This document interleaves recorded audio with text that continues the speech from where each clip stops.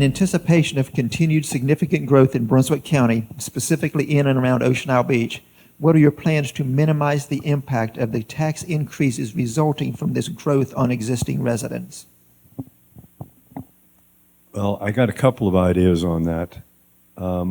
The growth of the tax base here in Ocean Isle Beach was more than astronomical between 2022 and 2023.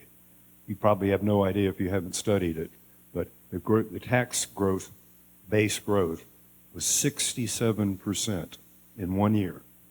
And to me, that was amazing. And of course, that's both new development and valuations. And when you put the two together, for the town of Ocean Isle Beach, it was 67%. And I did a validity check on that. I talked to the tax office, just picked my house on First Street, and said, what was the tax valuation 22? What was the tax valuation 23? It was up 40% in 1 year. Yeah, and a lot of that is increase in value, and this past year we, of course, had a revaluation too, so that kind of caught us all up to what the market was showing.